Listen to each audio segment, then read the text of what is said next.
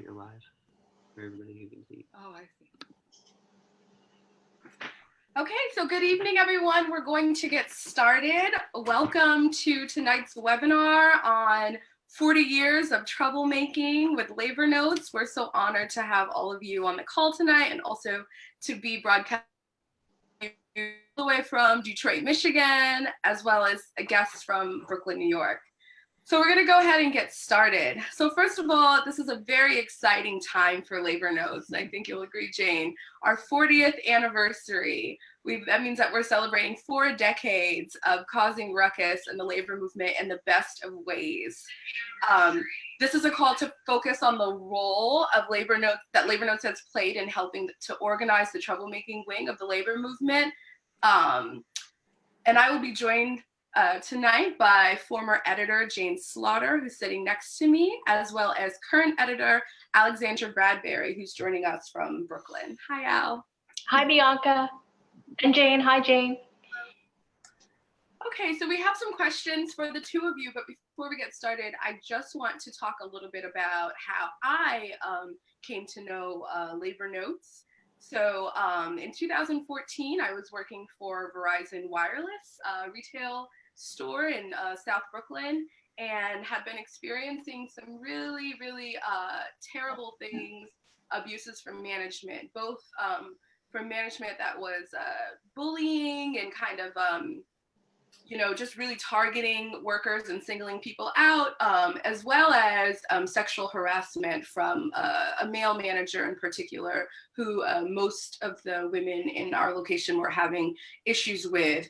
That on top of making less money as the years go by.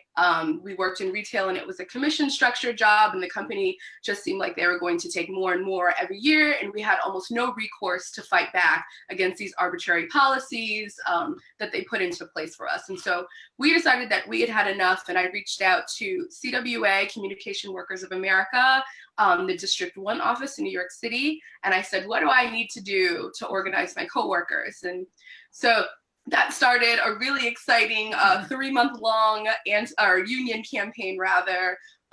We formed the committee and we came together around issues of just really simple dignity, respect, voice on the job, which you hear many workers around this country desire in their own workplaces, and a way for us to fight back as a collective, because we recognize that we shoulder together. And so when we first made ourselves public to say that we wanted a union, we kind of had expected that the management wouldn't be too happy about it, but we had no idea what was in store for us as far as retaliation, as far as bringing people on one-on-one conversations in the basement of the union to convince them that we were being ungrateful, to convince us that a union couldn't serve our purposes because we were in a non-traditional workplace, like a retail store, to convince us that this was a waste of time. And even if we did get a union, that we wouldn't bargain, we wouldn't get anything meaningful at the bargaining table, almost anything. And that, is the normal, the kind of like the run-of-the-mill type of anti-union response. But they even took it a step further in some cases and threatened some immigrant workers that they would be deported if they wanted to support the union publicly, as well as try to insert themselves in the most personal personal crevices of people's lives to make a case for why they shouldn't be political. And it was really upsetting for us to see. We sustained that for 3 months, and in spite of all their attempts, we were able to stand strong and vote a union in 2014, which was huge. It was the first Verizon Wireless retail store, group of stores, there were 7 of them in Brooklyn, that had unionized, and it was a huge milestone for CWA, as well as like the workers in the retail shop. We were super excited, and the first thing we wanted to do was get to bargaining. And I was elected to the bargaining committee, and I remember going into my first day of bargaining all dressed up, with my union comrades. We were going to finally get our opportunity to face the boss, right? And they would have to answer for their practices and their policies and the ways that they were. And we thought they would be like this kind of pulley thing where we would say something, we would offer something, and then they would offer something, and it would be a back and forth negotiation. Well, we figured out really quick that that was not the intention. And so it came to the point where every single resolution that or proposal that we passed across the table, be it, things that we already had, they were not willing to give us. At one point, I think we just for a tester said, can we have a penny in a raise? And the answer was still no, we're not interested in that. We need to have control over the workplace because our job is to drive a profit, and you're an obstacle to us being able to do that. And so after a year and a half of bargaining and hearing no and almost no movement at the table, no tentative agreements at all, the union decided that it was probably a great idea for us to join our landline brothers and sisters in their strike. And it was really scary. And I'll say, not only was it scary for most people who had just said, I support this thing about a union, but what's this thing about a strike? That's what are we striking for? And I think it was really tough to overcome those objections with my coworkers, because it's one of the things that the boss uses in a union drive to say, well, all the union wants to do is take you on strike. They're super militant. These are union thugs. They just want to cause ruckus. There's nothing productive out of here. And so the union's answer to that was, we would never take you on a strike. This is a first contract. You almost never strike in a first contract. You almost never know what's at stake. And so that's one of the reasons. But here they were a year and a half later asking us to go on an open-ended strike. And so we did lose some people there, but we were able to muster up about 40% of the unit to go on strike. And we joined Verizon Landline brothers and sisters on a 49-day long strike that was really tough because, the strategy had always been with Verizon particularly to target the stores because that's where they see most of the revenue. And it was landline workers most of the time outside of the stores. And so they had no connection to any of the people inside. And this was the first time that there was actual workers from the store picketing while maybe some of their coworkers were inside and deciding to scab instead. Also had, relationships with managers, and it got really, really messy. But we stood strong, and, we were able to come back into the workplace and rebuild those relationships that had been torn apart a little bit from that decision to strike, and win back some of the coworkers who had doubted the union. So much so that we were able to even beat a decertification vote, which for some people who don't know, a decertification vote is when we decided to go on strike, some of our coworkers who didn't want to go on strike decided to file with the National Labor Relations Board to say that they wanted to vote again and say that they don't want the union this time. And we were really afraid of that, but we were able to build back our relationships and ultimately beat back that decertification. And so I remember just rewinding a bit, when the first people to reach out to us when we first won our union election were folks from Labor Notes saying, we're really interested in your story. Other people should know about this, and how can we support you? I remember same thing on strike. I saw people from Labor Notes out on the line supporting us, sending messages of encouragement, covering it in their publication. And we really came to find a network of people that understood what we were going through, knew the best ways, and had learned the best ways from their own experience about how we can fight the smartest way. And also knew how to navigate some of the ups and downs that you normally have in this type of situation where a union is new, like a new union environment. And so that experience was really priceless for us, and we were super grateful to have that. And I have now joined the staff of Labor Notes as of July, and super excited to be part of this larger family of people who are putting the movement back in the labor movement. So that's a little bit about how I came to know Labor Notes, and how I'm sure many of you have as well.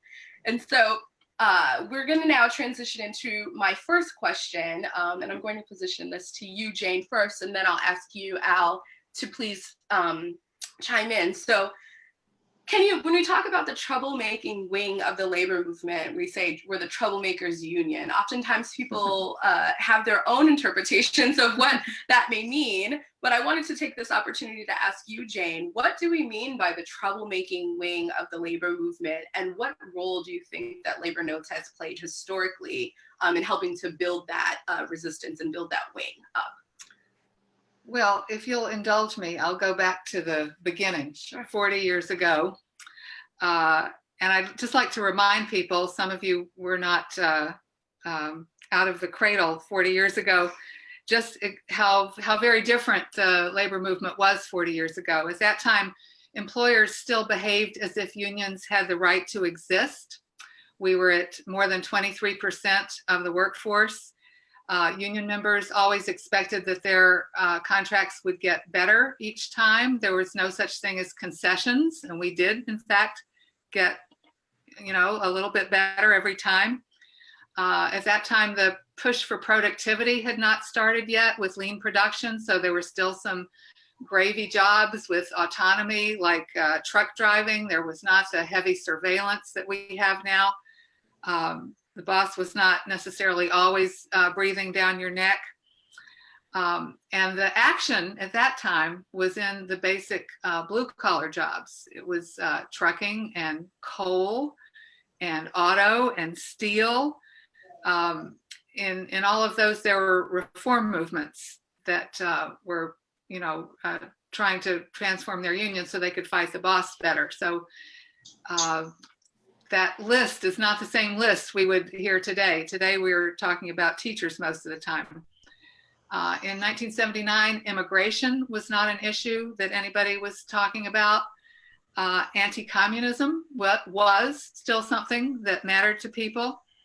And if you looked at the top layers of the labor movement, there was a lot of complacency, and there wasn't any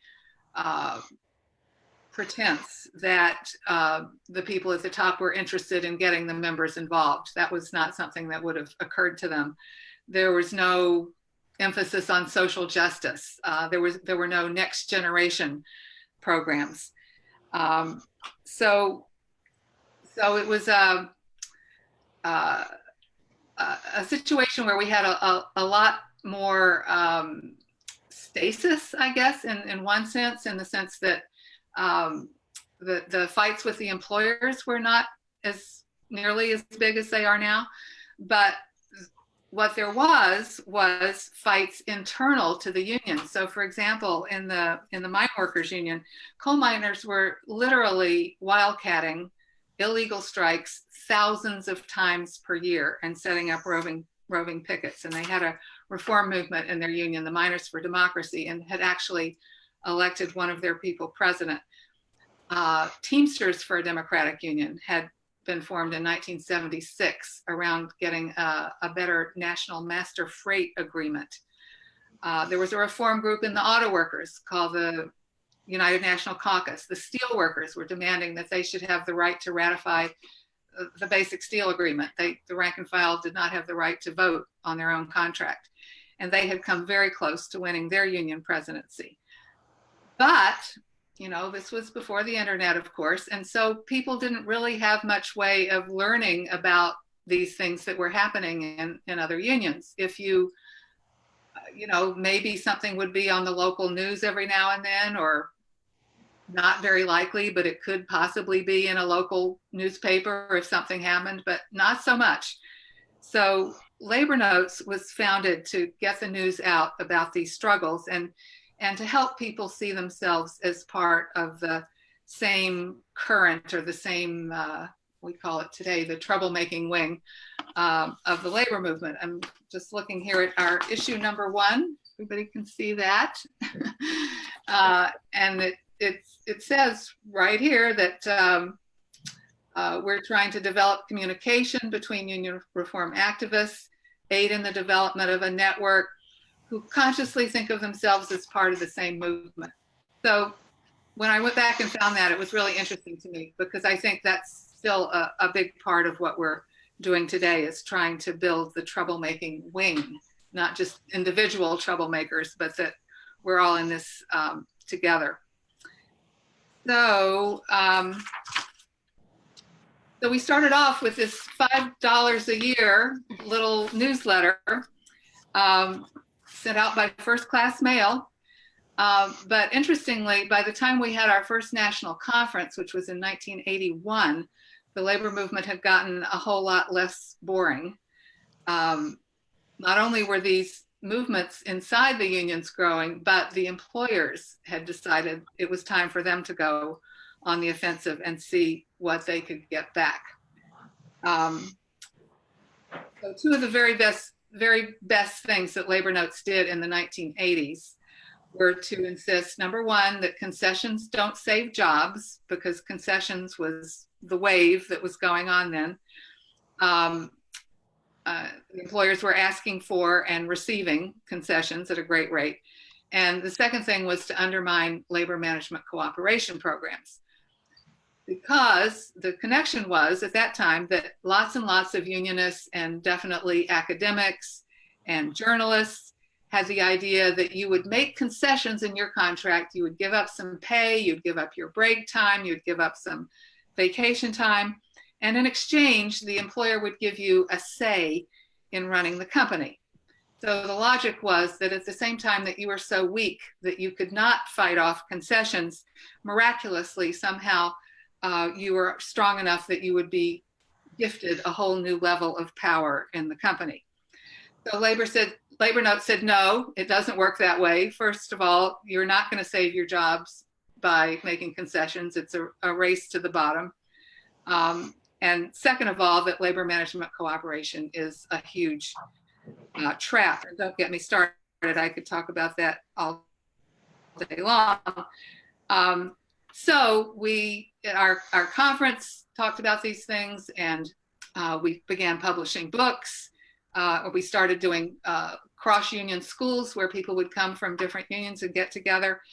And this was all for stuff that people were not getting from their internationals. They were certainly not getting, how do you fight concessions? Their internationals were pushing concessions. Their internationals did not know what to say about labor management cooperation. Either they said, oh, get some contract language, or they said, jump in with both feet. So everything that we were doing was geared towards giving people the tools to fight their employers. So I've been going on for a long time, but I'll just want to say two other quick things. One is that our first publication that really sold was called Stopping Sexual Harassment, and that was in 1981. The term had been newly coined. There was a whole wave of activism around this, and our pamphlet went into several editions. And I thought one of the things that was unique about it was that it not only told you how to fight, if your foreman was being a bad guy, but also what to do if your union was not helping, which nobody else was talking about. And then the other thing I just want to mention is that we always emphasize the workplace. Of course, stopping sexual harassment was part of that, and the opposition to labor management cooperation was part of that. We always were into the importance of the boss trying to chip away at any kind of power that workers had on the job, and the importance of organizing at the very base level to try to resist that. We always said the union means that you should be talking with your fellow workers about how do you make a difference in how it feels to come to work every day, and not just, will you please vote for this candidate for Congress? So those emphases have continued to this day, that members should run their unions, that the purpose of a union is to fight the boss, not to cooperate with the boss, and that it matters what happens on the job. That's where, when we get to the end of the day, that's where we have our power. So I'm really happy to see that Labor Notes is still doing those same things. Thank you so much for that, Jane. Al, same question posed to you. Maybe talk about the current work that Labor Notes is doing to build this troublemaking wing. And I guess any other work that you want to highlight that's happening right now, exciting things that are happening in the labor movement that you want to share with others. Sure, yeah. Well, I joined Labor Notes staff 6 years ago, about a month after the Chicago teachers strike in the fall of 2012. And every month in Labor Notes magazine, we publish a column called Steward's Corner, which is practical advice from someone's experience that how do you do something in your union. And the very first issue that I worked on of Labor Notes magazine, our Steward's Corner was called How We Got Organized to Strike by Noreen Gudekamp, the organizing director of the Chicago Teachers, explaining the nuts and bolts of how they had done this amazing strike that they pulled off that fall. We ended up deciding to get more details and expand that column into a whole pamphlet. And as often happens, the pamphlet turned into a book, which we published in 2014 called How to Jumpstart Your Union, Lessons from the Chicago Teachers. And so that was one of the big projects that I got to work on in my early years at the project. And we wanted to draw it out at length, and we ended up deciding to write a whole book because what the Chicago Teachers did was so inspiring and had so many lessons. They had done so many things right in a way that other people could follow, that sort of laid out the kind of model that we wanted to draw and to say to people, you can do this in your union too. This is what we're talking about. This is what troublemaking looks like in practice. So a few of the key lessons of what the teachers did was that they set their sights higher and demanded what they felt was right rather than what they were told they could get. So at the time when teachers first started coming together a few years before that strike to change things up, the union leadership was telling them there was nothing you could do to stop school closings. You could just get your resume together and start looking for another job. And teachers who said, no, we're not going to stand for that, got together and pushed back. And eventually they ended up calling out the tax structure of Chicago and where the money was being funneled away from schools, how that was flowing into private pockets and how it could go back, then wrenching some money back to the schools. They reached far beyond bread and butter union issues, really put community demands on the table. They weren't afraid to speak some uncomfortable truths about the racism in the school system in Chicago and why schools were closing in certain neighborhoods and resources were flowing to some schools and not others. And they built real, meaningful long-term relationships with community groups on the basis of shared interests and not sort of shallow, you come to our thing, we'll vote for your thing kind of connections that unions sometimes just rush to put together when they need something from community group. And at the same time, they didn't substitute those external relationships or issues beyond the workplace for building power in the workplace, talking to their fellow coworkers, centering workplace issues and demands, and building the kind of internal organizing that you need to win a strike. And they weren't afraid to say strike, to say the word strike and to say we're going to need to build there, and we're going to need to lay some serious groundwork, and we need to count noses and turn things around. And it took union reform to do that. It took a group of rank and filers who had a vision for how the union could be different, got together, started acting in the name of the union without permission, eventually decided we're going to need to run for office to transform this union, and did so and won. And from the beginning, they drew inspiration from reformers in other unions and in other industries, including through the Labor Notes Network and through the Teamsters for Democratic Union and some of the networks that we have been building for generations. So it was a great introduction for me to the world of Labor Notes to really get to learn step by step what it had taken to get to that tens of thousands of red shirts in the streets in that exhilarating moment. And then one of the most exciting developments in the labor movement since then, I think, has been the uprising, the strikes, and the walkouts we've seen by teachers all across the country, in red states, in blue states, in rural districts, in urban districts. And Labor Notes has been privileged to be able to play a key role in that organizing and helping to foster a network of teachers from different unions who regularly meet by phone and meet in person and exchange strategies, share ideas, help each other to build that up. And so last year, when teachers organized statewide strikes in West Virginia and in Arizona, they were able to hook into that network, keep their momentum growing, and build from there. But it's not just teachers. I think that's one of the most exciting areas of energy in the labor movement. But something that Labor Notes continues to do is to support cross-pollination between workers in different sectors, as well as within a certain sector. And our conferences have been growing just by leaps and bounds. Every 2 years, we have a big conference in Chicago. The last one last year, last spring, there were 3,000 people there from, especially from all over the US and some people from all over the world, teachers, Teamsters, nurses, rail workers, all kinds of workers, drawing inspiration from one another, helping each other learn those nuts and bolts skills. And a couple years ago, we published our most recent book, I think safe to say the biggest hit book yet in Labor Notes 40 Years, Secrets of a Successful Organizer, which really tries to lay out step by step, what does it take to organize in your workplace? What does that look like for any rank and filer, and to sort of demystify the skills that are sometimes held closely by union staff as something that only a specialist can do, and to say, no, anyone can do this. And we've developed a series of training workshops, which we now do all over the country, and train people to lead in their own unions all over the country. And we hold local schools last weekend in Ithaca, this weekend in Detroit, the following weekend in Portland in the Bay Area, coming up in Massachusetts and West Virginia. There's a lot of activity and a lot of hunger we're finding for people to talk about these things, to teach each other skills, to talk about strategy, to talk about how do we fight back. And our next big conference is next spring in 2020.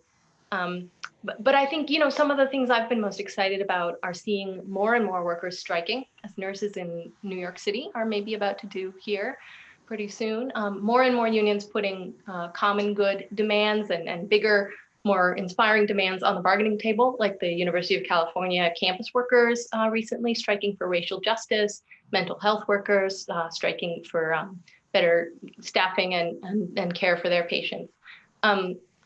We're excited to see more workers saying no to concessions. I think we've seen a whole series of strikes and rebellions against two-tier wages, for instance, and two-tier pensions, including the UPS Teamsters, who voted down their contract nationally last year, despite a union administration that pushed very hard for them to vote yes. And the locomotive workers who've been on strike in Erie just recently, also against two-tier.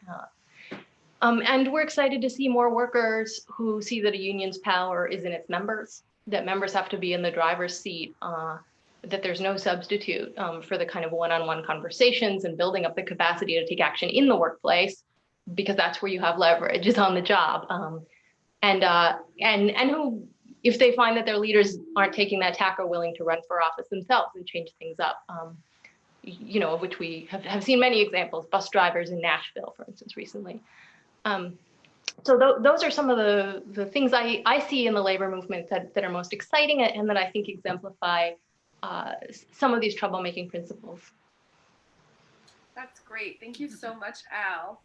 So I just want to let everyone know that we will be taking questions from those of you on the call pretty soon. So if you have a question, please type it in the chat box or in the Q&A, and we will call on some people. But before we take questions from the participants, I have just one more question. And this is a question for the both of you. Labor Notes has been a controversial organization over the years, especially with union leaders. Can you talk about this, why that you think that is, and how it relates to our focus on union democracy? Well, yeah, as I mentioned earlier, especially in the 80s, there were quite a few national reform movements in unions that were explicitly trying to unseat their national leaders. And they were calling for democracy, but not just democracy for its own sake, but democracy so that they could fight the boss better. Like I mentioned, we should have the right to ratify our contracts. That's how we can help to ensure a good contract. So naturally, if you support somebody that's running against somebody else for office, that somebody else is not going to appreciate it. So especially in the early days, Labor Notes was persona non grata with many people at the top of the unions. But that was fine. We didn't mind that. These days, it's a little more complicated. Unfortunately, there aren't that many hardly any national reform movements, Teamsters for a Democratic Union being one of the ones that survived. There have been lots and lots and lots of local instances of people, running reform slates and getting into office, and we have supported those. And then those people, in turn, when they get into the office, they tend to be fans of labor notes because of the shared politics. So in some ways, labor notes has a lot more institutional support than we had in the very, very early days, coming from the local level, maybe the regional level, sometimes even the international level. So that's a good thing, when people who are actually trying to do something can get into those positions. Yeah. I would just add, I agree. I think labor notes may be seen as less controversial than in its early days. Some of the things we have always stood for are no longer as radioactive as they used to be. I think in part as the labor movement gets into more and more dire straits. People even, high up are more open to new ideas and thinking bigger, and, and the wider culture has changed. So talking about the public interest and inequality and sexual harassment, are no longer as marginal as they maybe once were. And I think more union leaders are at least talking the talk about the need to organize on the job, the need to get members involved. But and our conferences, of course, are drawing more people. Even some local and national union leaders ask our advice, these days. But I will say, I think we haven't lost our edge, and we still routinely see some unions that forbid their members to come to the conference, for instance, or their staffs, or that get us kicked out of our venue for a local event, or cancel our trainings because they don't like something we write or say. And, we take pride in that independence. I think it's important to be clear that Labor Notes stands for something. We try to be a big tent, but not an enormous tent. We are trying to move labor in a particular direction, and to gather together people who also want to move labor in a particular direction. And I think the area where we're as radioactive as ever is when we talk about union democracy, and about, Labor Notes is still one of the only places you can come if you want to run against your union leadership or build a caucus to change your union. Many unions are still run as one-party states. And people know the Labor Notes is where you can come in and take a training and connect with other people who can give you advice, or who are in the same union and want to make change themselves. We need more of that. That's healthy. Thanks for that. So we have our first question. It comes from Kevin Lynn. Kevin, you want to ask? Well, I'll read your question for you. Kevin's question is, would you please talk about how Labor Notes has changed or evolved over the 40 years, and why the changes happen, and what the consequences have been for those changes? That's a tough one, but it's kind of piggybacking off of what Al was talking about. Isn't that what we were just talking about? Yeah. Al, I'm going to let you go first. Oh, no, you should. You've seen the 40 years. Well, that's true. Well, one thing I always point to is almost from the moment that Labor Notes was founded. We were founded in February 1979. In the fall of 1979 is when the first major time that a big important union gave concessions to an employer. That was the UAW and Chrysler. And after that, everything changed. And frankly, it's been downhill in numbers and in power ever since then. So at the same time that the labor movement as a whole has been losing steam, the troublemaking wing has actually been growing. So, it's, I don't know what to call it. Is it ironic that, we can feel happy about the troublemaking wing growing at the same time that we can feel extremely concerned about the downward slide overall? So to answer your question, Kevin, I think one of the biggest changes that we've seen is just the incredible step up in aggression on the part of the employers. You know, as I said before, they used to think that unions had the right to exist, and once they found out that they could ask for concessions and a union would say yes, it's never let up.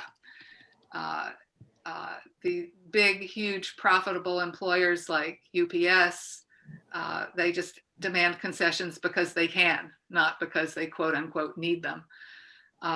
So the sophistication and the aggression of employers has been the hugest thing that we've had to contend with. And then of course that's translated into the political sphere. I don't need to spell it all out for you. You know about all the aggression on the part of state legislatures where they have changed the laws, taking away lots of rights from public sector workers. For example, here in Michigan, teachers cannot have dues deducted from their paychecks, just one of many examples.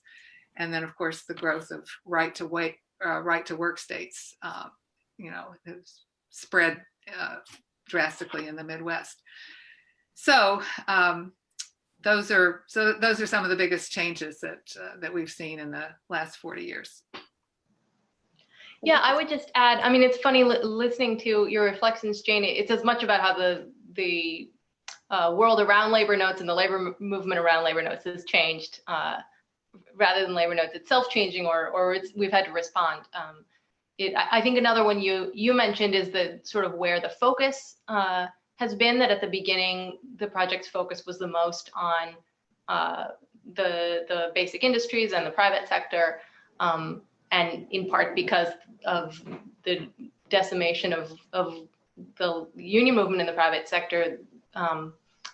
We have a lot more focus on the public sector now than we used to, and I think it would be fair to say also on organizing among non-union workers. I think it was in 2003 that Labor Notes at its conference hosted the first national gathering of worker centers, and other sort of other than union formations of organizing are a part of our work now in a way that I think hadn't occurred to anyone in 1979.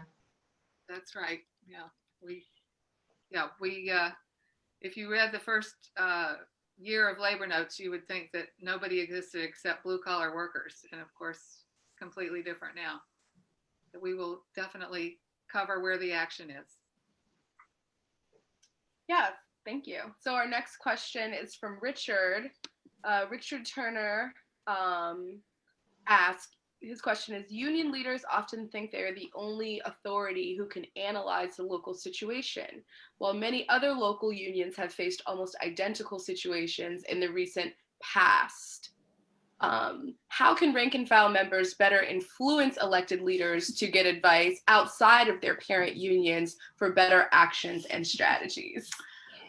Well, I think our Troublemakers schools are really good for that. I don't know if you can drag your local union leaders to a Troublemakers school, Richard, but if you can, they will meet other union leaders who have, just as you said, faced very similar situations. Back when we were doing what we call the team concept schools, which was about how to fight lean production and labor management cooperation back in the, I guess those were in the 90s. We always found that the thing that people liked best about those schools was meeting people from other unions and finding out that they were going through the exact same things. And this is true of the Troublemaker schools as well. And as Al was saying earlier, the reason that we wrote that book, How to Jumpstart Your Union, Lessons from the Chicago Teachers, was that we thought those lessons were so applicable in other places. I mean, the Chicago Teachers Union was a regular, boring, bureaucratic, not doing very much, wouldn't say boo to management very often sort of union. And a few years later, they were, kicking Rahm Emanuel's behind in a strike that got the support of the community. So I would say to your local union leaders, Richard, if other people can do it, you can do it too. You just need to be willing to, let loose of the strings a little bit by which you're keeping everything under, perhaps a little too tight a control. Anything to add there? Only that eventually, if they won't do it, then maybe you have to organize around them. Yeah. That's great. Thank you. So the next question is, let me just pull it up here. I'm gonna go with, so Paul asks, what do you think some of the major obstacles are preventing union leadership from adopting a more rank and file organizing approach? And what suggestions do you have for overcoming those obstacles? I've been talking too much. You go, Al. Well, I think there's sort of the more charitable and the less charitable interpretations. I think one real factor is sometimes union leaders are afraid of training their replacements and of giving, people getting too much power and skills and, running against them in the future. But I think there are also more benign things. I think often people just aren't sure where to start and it can feel overwhelming, even when people with the, sort of the right, who embrace the labor notes prescription are in the officer seat of a union. It isn't easy to figure out how to turn things around. Often we are facing, stiff opposition from employers, and if a union has been operating one way for a long time, it can be hard to get people to change gears. Members aren't always receptive to the idea that they should get involved and do a lot of work, and that's how you build power. Sometimes people like the idea that you elect someone who's going to do it for you, and that takes a lot of conversations and legwork to change things. So I think it's just like hard, and one I'm going to sound like a broken record, but like coming to a labor notes event is legitimately a way to help get started and to troubleshoot. That's why we do the troublemaker schools and conferences, and is so people can connect with each other and talk through what's difficult. And and we do have this series of workshops now, Secrets of a Successful Organizer, that are about sort of working from the ground level about like, what if it seems like all my coworkers are apathetic? How do I diagnose what's really going on and get past that and start to organize even around something small? I guess I would just add, and sort of echoing Al, the more charitable and the less charitable explanations is that, people can get really used to their comfortable life in the union office, more comfortable than being on the job. I don't know, maybe I shouldn't say comfortable, because whenever you have to deal with a boss, it's not that comfortable. But they can just get into very routine habits and, can't we just always do things the way we've always done them? And then there's also genuine fear. It can be very scary to especially go out on a strike. What if you lose? Your members are going to be mad at you. You might get voted out of office next time, but also the genuine concern. You don't want to lose a strike and the person you were before. And those fears are not unrealistic, but there's a lot of things that can be done short of a strike that are not as risky, but that still confront the employer. And I think a lot of that knowledge has been lost, or not completely lost, because it's still there, and that's what we're trying to spread. Great. Our next question comes from Linda Sneed, who asks, would you talk a bit more about the roles you see caucuses being able to play to push leadership to be more responsive to members and more aggressive in bargaining? Well, lots of times a caucus doesn't have to be in power to push the leadership. TDU in particular, Teamsters for a Democratic Union, we have several examples of TDU and other caucuses doing this in our book, A Troublemaker's Handbook, where people literally ran contract campaigns from the bottom up. They would do all the things that the union should have been doing, you know, from a survey of the membership, making up flyers, pushing the leadership to take a strike vote once there was a strike, being the organizers of the strike, make sure there were picket captains and all the other things that you need. So, and as Al was saying earlier, the CORE caucus, they call themselves CORE, in the Chicago Teachers Union, they started acting like doing the things the union ought to be doing, you know, trying to prevent schools from closing was their first thing. So I think there are lots of examples of leading from below, and you can probably think of more, Al. Yeah, well, the Chicago Teachers was the one that was on my mind, and there's one or maybe two chapters in the book that spell out in some detail what activities they were doing when they were a caucus not yet in power, including a point when they organized this giant contract rally that, you know, thousands of people came to, and at a certain point the union leadership sees there's momentum and wants to get out in front of the parade, and they, you know, go and suddenly are backing the rally, you know, and I think we've certainly seen examples of that in many unions. You could look at the West Virginia teachers and the Arizona teachers. In both cases, those strikes were organized from the rank and file, and they kind of got the union leaderships to work alongside them, and they actually had a pretty decent relationship, but it was really clear that all the momentum and the organizing energy was coming from below. So the next question is kind of a segue into that, which is like, can you delve a little bit more into what the role of preparation of the rank and file is to enter into these strikes, much like what we've seen from the teachers? Oh, sure. I mean, I can jump on that one. The Chicago teachers spent 2 years building to their strike. I think the United Teachers Los Angeles spent about 4 years building up to this latest strike.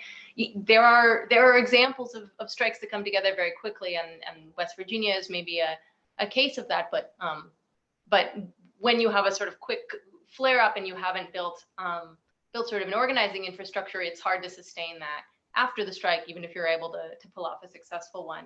So in a case like these ones that have built up over years, you know, it starts with a lot of conversations, with a lot of recruiting of leaders in every workplace, in every department, you know, figuring out where are the gaps. And you know, it's often said, I'm sure many people on the call are trying to build this in your union too, that we should have about one steward or activist for every 10 members. How many of our unions are really living up to that ratio? It's very difficult to achieve, but the more involvement the more you can sort of fill all of those gaps and figure out, well, we don't have anybody in this school or in this department, let's recruit someone and involve them in the bargaining team, and a series of actions that start with very easy things. So we covered recently a contract campaign. A couple of members from the Macy's department store in Seattle wrote us a story about their contract campaign, which came, you know, stopped before a strike, but it was because the employer could see that they were ready to strike, you know, if they had wanted to. And they not only recruited the biggest contract action team they'd ever had, got lots of you know, both newer and more experienced members involved, but did a series of actions that started with things that were like fun and easy to participate in, and involved feather boas and, you know, fashion, you know, things that were like engaging and fun and like would bring you together with your coworkers, and escalated from there. And you don't want to say to people with no preparation, like, we're going to picket outside our workplace tomorrow. That's terrifying. But if you've done a series of things together that have sort of built up gradually, and everybody's looking around and seeing, oh yes, my coworker's participating, everybody's been with me so far, I'm ready to take the next step. That's how you get to the place where everybody's ready to jump at the same time and go on a strike. Great. So we have time for one more question, and I'm going to actually take the liberty to ask it. Thank you to everyone who submitted questions. And so my question is, 40 years, wow. Labor Notes has sustained itself and even grown as we've seen the labor movement be on a decline. My question is, what are we saying, or, what do we say to people who say it's too late for the labor movement? There's only 6% of working people that are actually organized into unions, and that this is an antiquated model that can't be fixed, and we need to transition to something different or reinvent, a different strategy. What's our answer to the naysayers saying that the labor movement is dead? Well, I'd like to hear what their alternative strategy is. What is the better model for organizing workers than a union? One thing we always used to say is, workers never spontaneously form a labor management cooperation committee. that this is the idea that you need to form something to fight your employer is as old as employers. But I would back up and say that the labor movement is smaller and weaker, but it's still one of the most impressive conglomerations of people that exist in an organized fashion in our society. 13 million people is nothing to sneeze at, number one. Number two, at work is where people have power, much more than usually in their communities, or as a tenant, or as a subway rider, or something like that. Work is where you have the potential. Number one, people come together from all different races and ethnicities and genders and are forced to work together to get the job done. So that's a little model right there for power.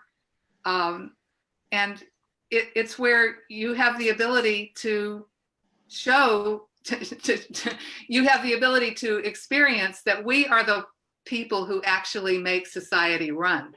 The words of the old of Solidarity Forever, without our brain and muscle, not a single wheel could turn.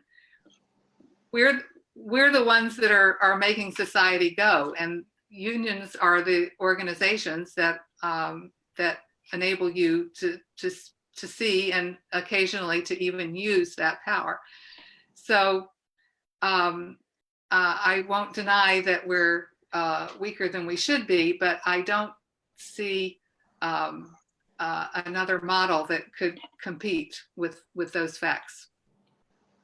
Yeah, before working in the labor movement, I was involved in activism of various kinds, went out to a lot of protests against wars, and always had a sort of feeling of like powerlessness, and like we're going out to do this symbolic protest, but they're never going to listen to us. The war continues no matter how many millions of people we get out there.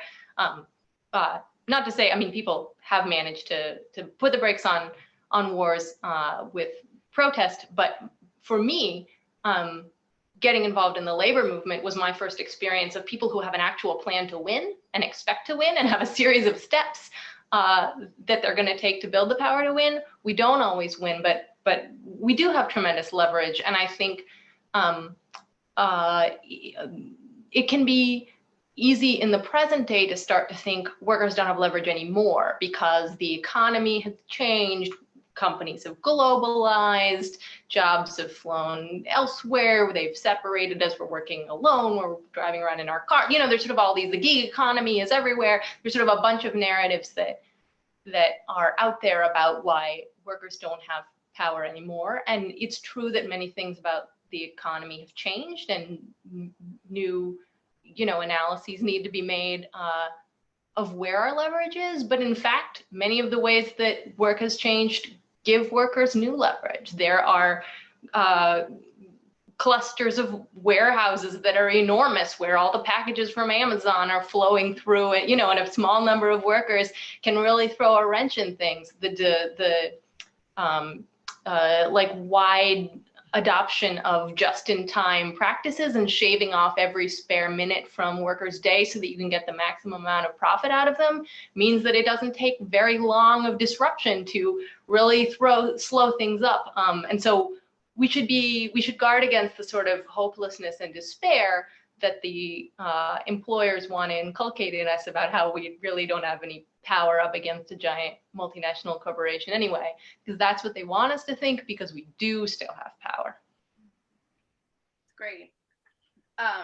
So any final thoughts from either one of you? Anything that you want to say in closing? Thank you so much for being here. Just that I hope everyone on the call can make it to the 2020 Labor Notes Conference next spring in Chicago, April 17. Mark your calendar. Yes, and the 4, 5, 6, however many Troublemaker schools we've been coming up, look at our website and see if one of them is within driving distance of where you live. They're lots of fun. Detroit on Saturday. Great. So yes, as we mentioned, this is our 40th anniversary, and so we kicked it off with a huge birthday party in New York City, and we're looking to have more celebrations in areas that you may live in. And so if you're interested in having a 40th anniversary event in your city, please get in touch with us and let us know, and we'll be responsive and try to figure out where and where we can go and party more. I'd also like to say that this is this webinar is a part of a monthly series that we do on different topics, and so this happens once a month. In order to get information about other topics that we may cover throughout the year or our next topic next month, please sign up for our weekly e-blast, and you will get that information to you.